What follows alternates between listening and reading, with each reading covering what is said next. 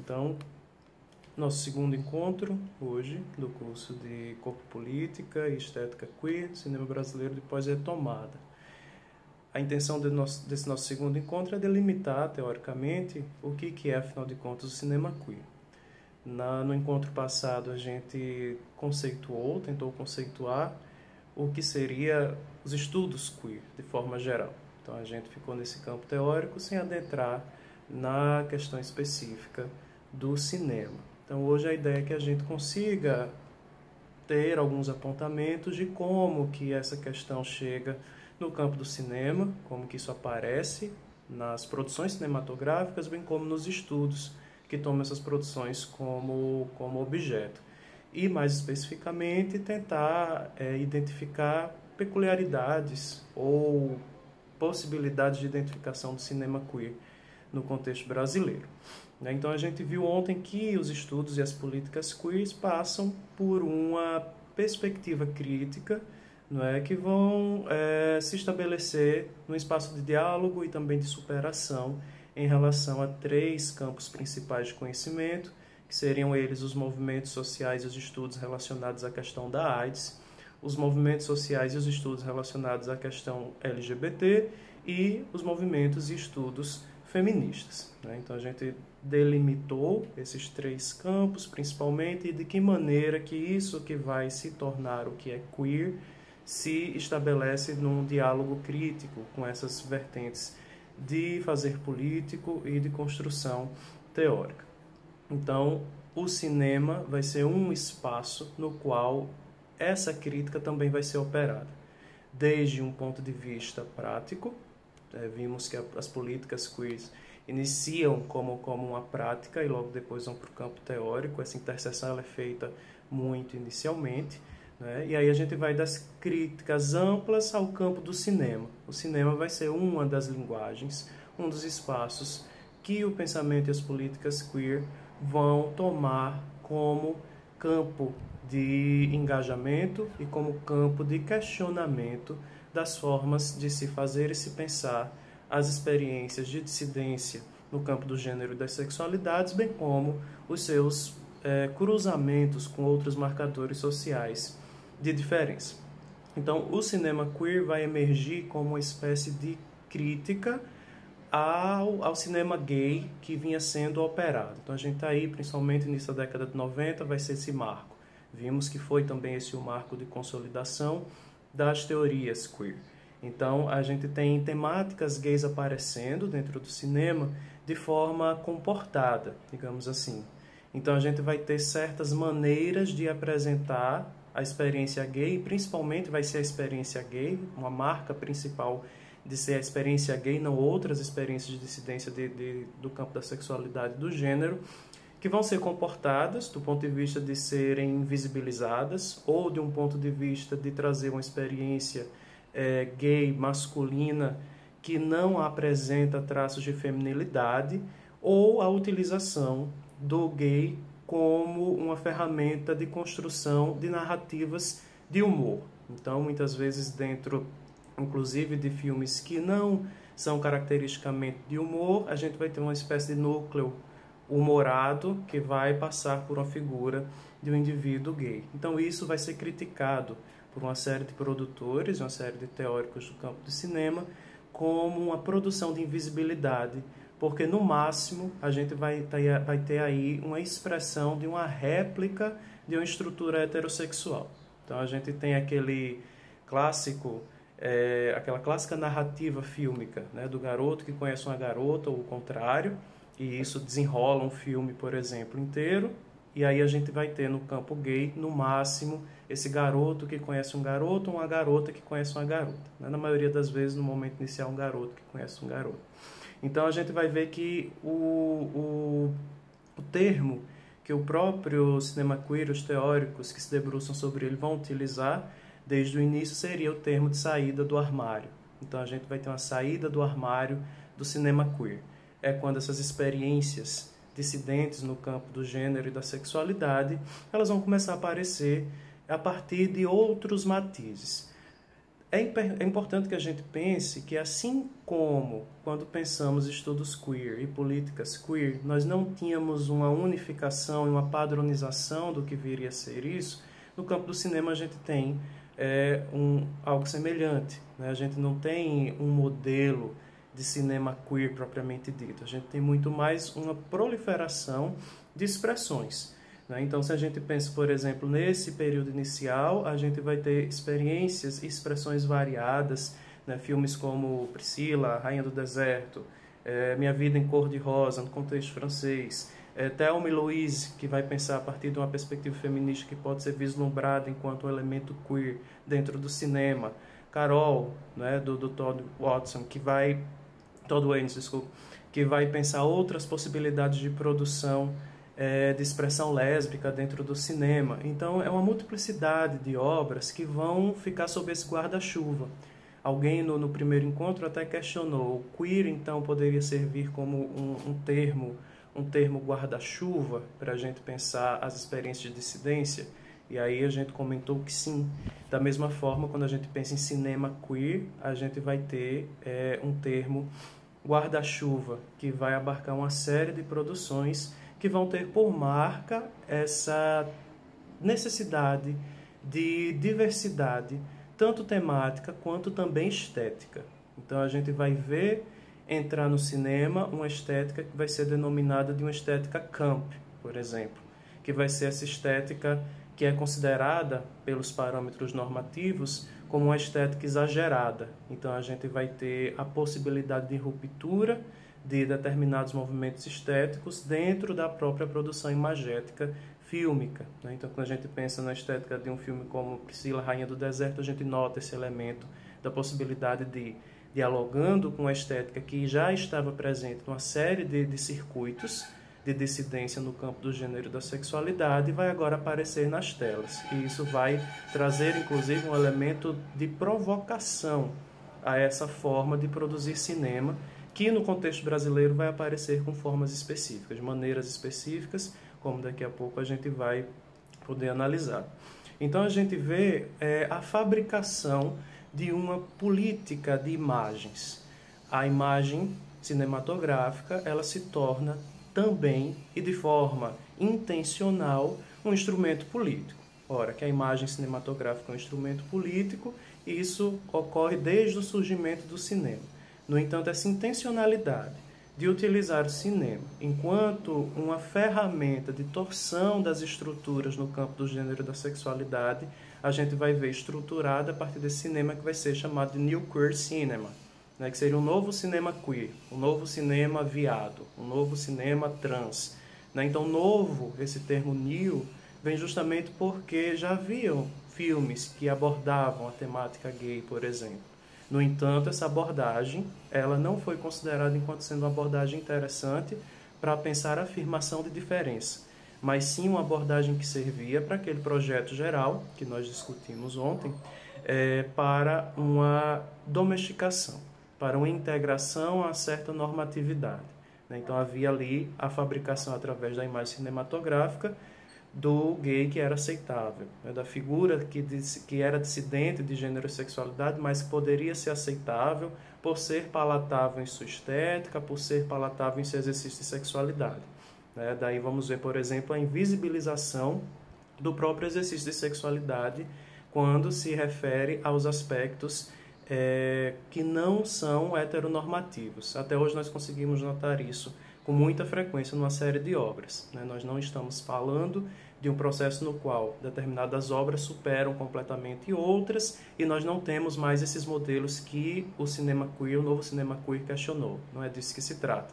Né? É possível muito facilmente notarmos as distinções, as diferenças com que se aborda o afeto e as expressões afetivas e sexuais de casais heterossexuais e de casais homossexuais, por exemplo, dentro das variadas narrativas fílmicas e, podemos até extrapolar, de outros produtos audiovisuais, como as novelas.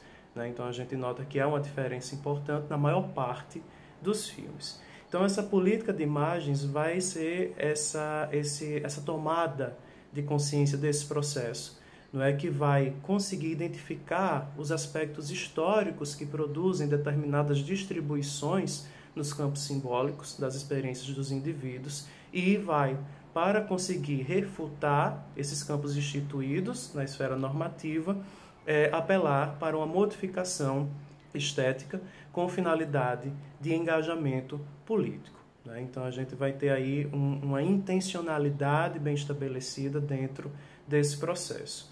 Obviamente que essa intencionalidade não pressupõe uma agência completamente consciente de um ponto de vista racionalizado.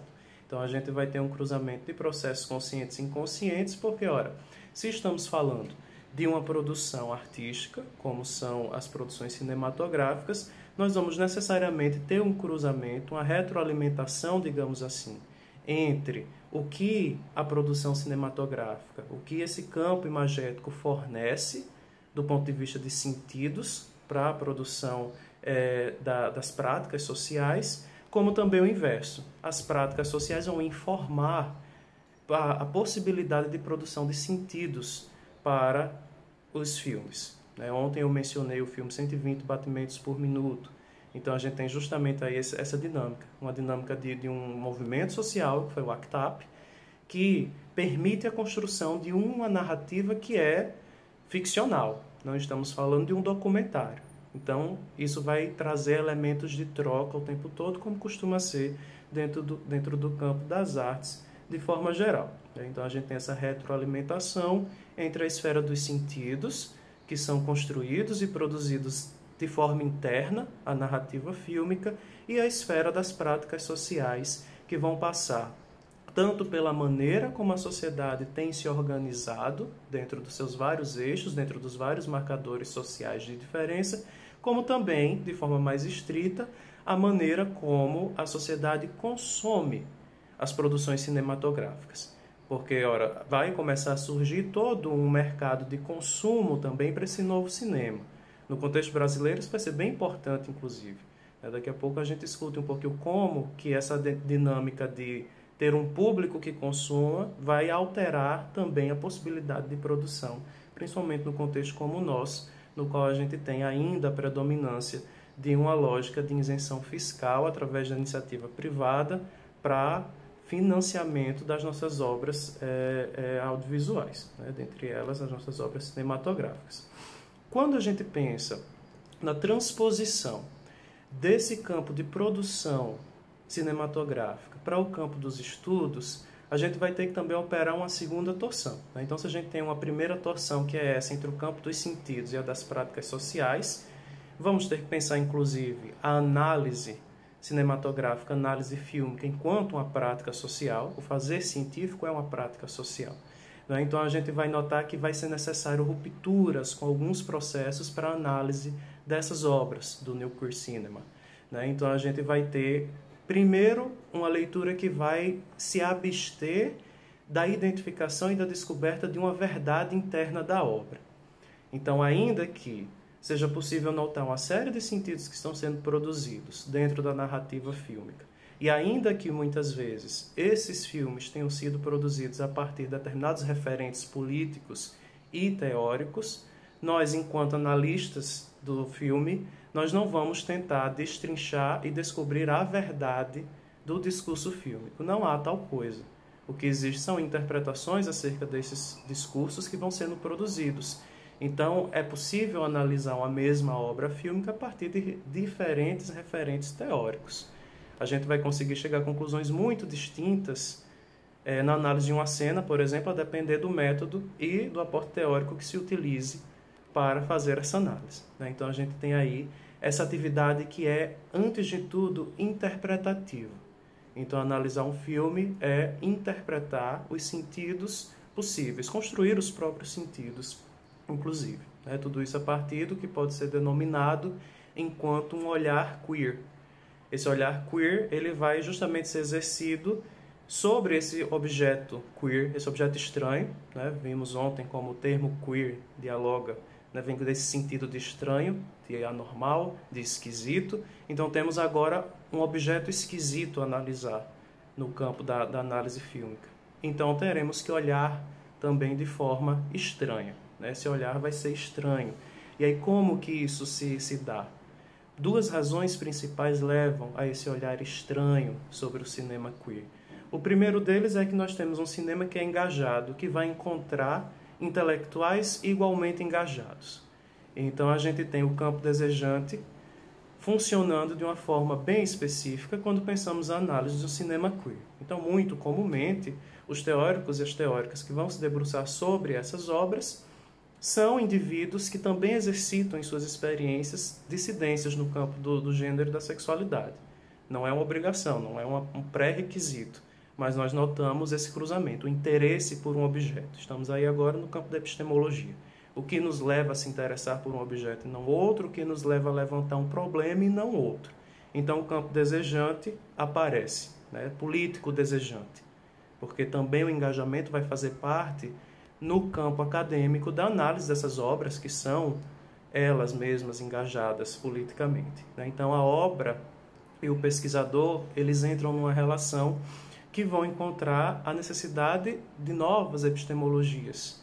Então, não apenas no campo do cinema nós vemos isso acontecer, mas nesse campo específico que estamos agora tratando, esse elemento vai ser extremamente importante. Então, primeiro, esse aspecto político desejante. Segundo, aspecto metodológico, que vai ser completamente desestabilizado. E isso tem relação direta com essa ruptura no campo epistemológico que a gente vê operar nesse campo desejante.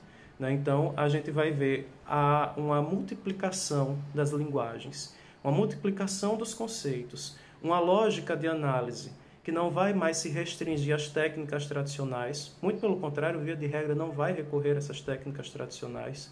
Então, a gente vai ter análises no campo do cinema que não são feitas no campo dos estudos fílmicos, por exemplo.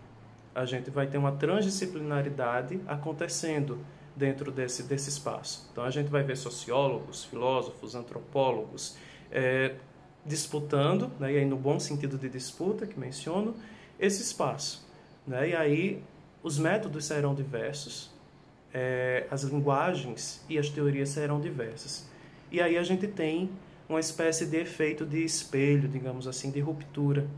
Porque se a concepção teórica queer e o cinema, o novo cinema queer, ele rompe com as políticas identitárias, no campo epistêmico a gente vai ter análises que também operam essa lógica. Né? Daí a gente ter tantos textos que se configuram numa linguagem muito mais ensaística do que qualquer coisa, muito mais ensaística do que de uma técnica de análise que vai pensar enquadramentos, etc. Isso também é possível. Né? Mas o foco, via de regra, das análises nesse campo é o foco no campo dos sentidos. E aí o sentido é privilegiado e a construção teórica que se estabelece vai necessitar de ferramentas metodológicas específicas. Então a gente vai de um movimento de subversão político geral, que seria as políticas queer, que encontra um movimento de subversão de produção cinematográfica, quando a gente pensa as obras, os filmes, que culmina com a subversão teórica, do ponto de vista epistêmico. Né? Então a gente tem essas várias subversões que vão se encontrando. E aí no contexto brasileiro, isso vai ter suas especificidades. Né? Coloco no título de nosso curso, pós-retomada. Né? Então primeiro vamos delimitar o que é isso. Né? Como eu mencionei ontem, nós temos um público extremamente diverso, isso é absolutamente interessante, isso nos permite diálogos muito mais frutíferos, inclusive. Né? E aí algumas pessoas já têm uma série de contatos, são pesquisadores desse campo, outras pessoas estão tendo seus primeiros contatos com essas discussões.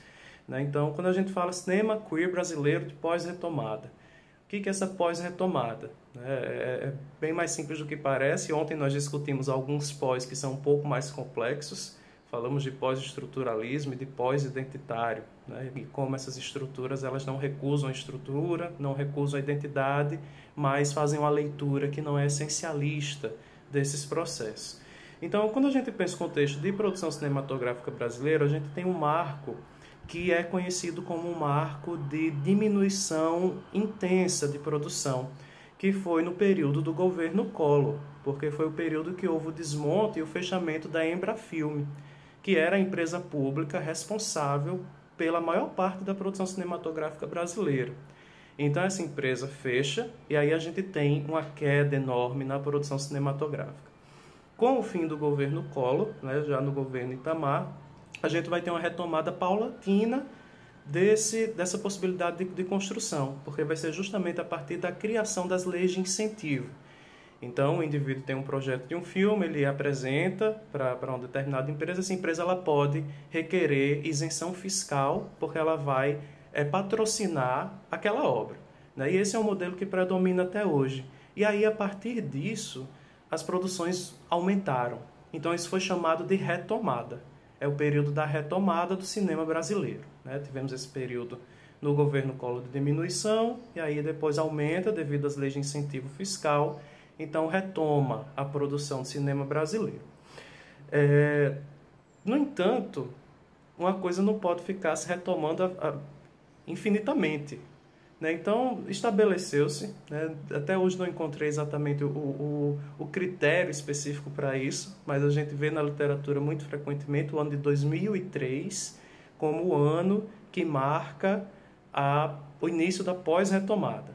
Então, por que pós-retomada? Simplesmente porque a gente não podia ficar dizendo que o cinema brasileiro estava se retomando para sempre, né? Então, o período da retomada passou e aí segue a lógica de financiamento através das instituições privadas, né? Então, a forma de acesso se dá predominantemente através de recursos de isenção fiscal, através das instituições privadas. Então, quando a gente pensa em pós-retomada, a gente não está falando de um movimento estético ou técnico, não existe uma característica específica dos filmes de pós-retomada, que não o fato deles terem surgido nesse período que foi o que veio após o período de retomada, né? Então, a gente não tem características delimitadas em outro campo, a não ser a forma de financiamento. E isso vai permitir o surgimento de uma diversidade de gêneros e de estilos. E isso vai ser dominado por uma lógica de mercado. Porque se estamos falando de uma produção cinematográfica que está na dependência de instituições privadas, de empresas privadas, né, conseguirem isenção fiscal, são essas empresas que vão definir o que vai ser produzido. Então, a série de projetos vão aparecer. E qual vai ser o filme que eu vou patrocinar, né? Então, o critério de mercado ele entra aí, a escolha das produções, porque a gente vai estar num campo que vai se mover tanto na esfera do lucro financeiro, devido à questão das isenções fiscais, como também na esfera dos lucros simbólicos. Então, a marca vai ter seu nome associado àquela produção. E aí é onde entra a possibilidade de constituição do que a gente vai chamar de cinema queer brasileiro. Porque o cinema de diversidade, digamos assim, ele acaba começando a atrair as empresas. Então vai ser possível construir filmes que vão dialogar com essa temática da diversidade, porque afinal de contas, dentro do contexto social, né, e aí de novo a gente encontra aquele cruzamento entre a produção dos sentidos das obras e um determinado contexto social, as práticas sociais específicas de um período, e aí isso vai permitir esse cinema de diversidade. Dentro desse campo de multiplicidade, os tipos de filmes são muito distintos, vai ser pouco frequente que a gente note a consolidação de características muito marcadas, né? Que a gente consiga estabelecer um contexto no qual a gente identificar o cinema que é feito aqui se dá de tal maneira.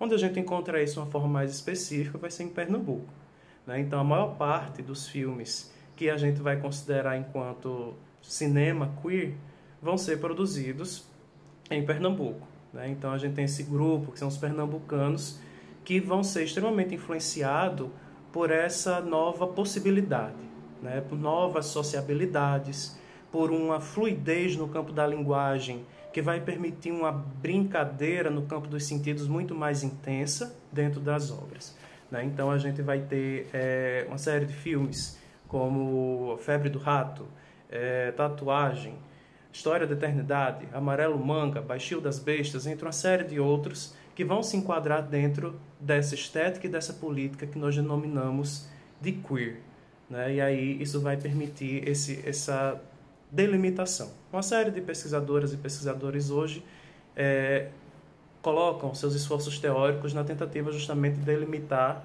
esse campo específico do que seria esse cinema queer, né? E aí, quais seriam as principais características desse cinema mesmo pernambucano? A gente pode dizer que é um cinema do vale tudo, né? Então a gente vê uma série de coisas sendo feitas, tanto do ponto de vista estético quanto do ponto de vista político.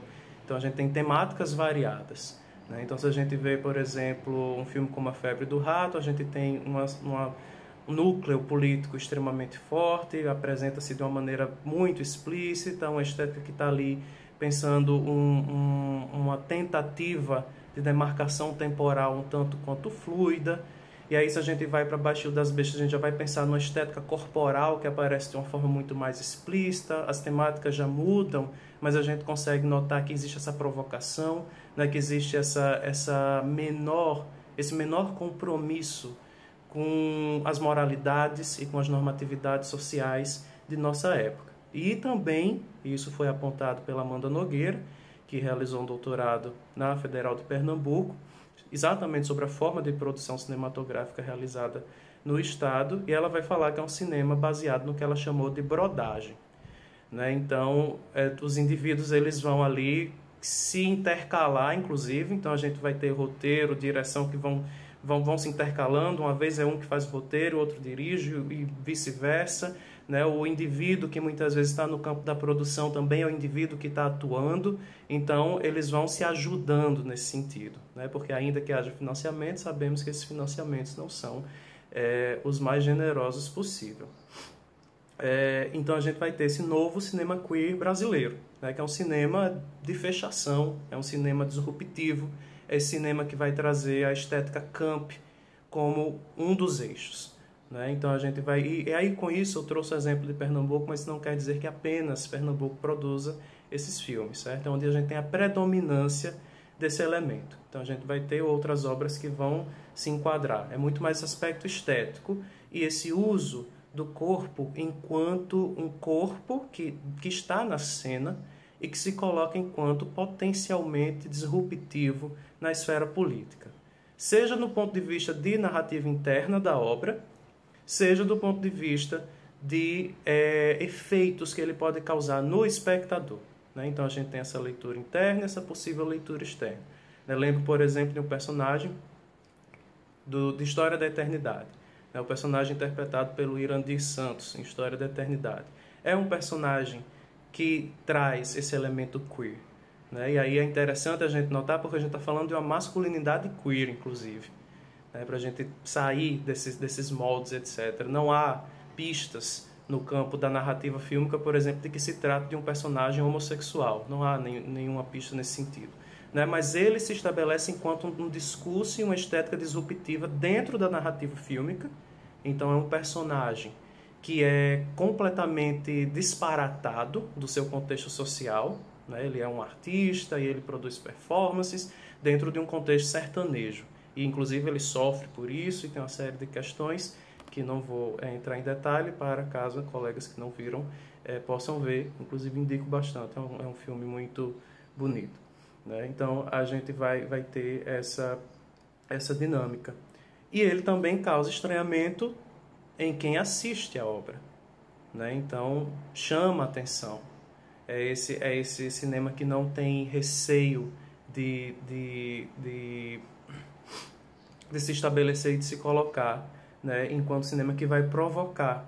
Ele tem uma maior abertura, ele tem menos demanda por conciliação com o público. É um cinema que tem um compromisso com o estranhamento, né? Então, muitas vezes a gente vai ver leituras e análises que são bem críticas em relação a essa estética, né? Então, a gente vai notando justamente essa possibilidade, porque é um tipo de cinema que está ali sempre operando também numa fronteira.